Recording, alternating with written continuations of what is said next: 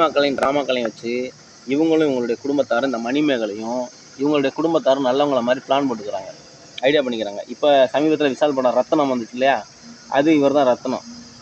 அப்புறம் காடு, இவங்களுடைய குடும்ப பட்டமான காடு வெட்டி அப்படிங்கிற படமெல்லாம் வந்து இதெல்லாம் உங்களுக்கு தெரியும் தான்.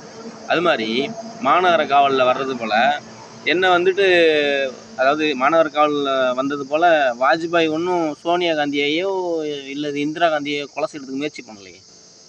அவங்க பண்ணி வச்ச கதாபாத்திரம் அப்படி தானே பண்ணி வச்சாங்க. இவங்க ஒன்றும் பிளான் போட்டு ஸ்கெட்ச் போட்டு என்னை அது இதுன்னு பண்ணுற அளவுக்கு நான் ஒன்றும் அப்படி சமூக விரோத செயலில் இல்லை ஈடுபடலையே. நாட்டோட வளர்ச்சிக்காக தானே நான் பாடுபடுறேன். இந்த மாதிரி சமூக விரோதிகளை தானே நான் பிடிக்கிறேன், தேடுறேன். அப்படிங்கிறப்போ நீங்கள் வந்து யோசிச்சு பார்த்துக்கிற வேண்டியதான். நீங்கள் வந்துட்டு இவங்க வந்துட்டு நல்லவங்க மாதிரி யோக்கிய மாதிரி ஆகிக்கிட்டு இவங்க என்னமோ நாட்டுக்காக உழைக்கிறவங்க மாதிரி காமிச்சிக்கிட்டு சினிமாக்கள் ட்ராமாக்கள் மூலம் நல்லவங்க மாதிரி காமிச்சிக்கிட்டு மற்றவங்கள குற்றவாளி ஆக்கி என்னைய இந்த ரம்யாவை இன்னும் நிறைய பேர் குற்றவாளி ஆக்கி கொடுத்து முயற்சி பண்ணுறாங்க.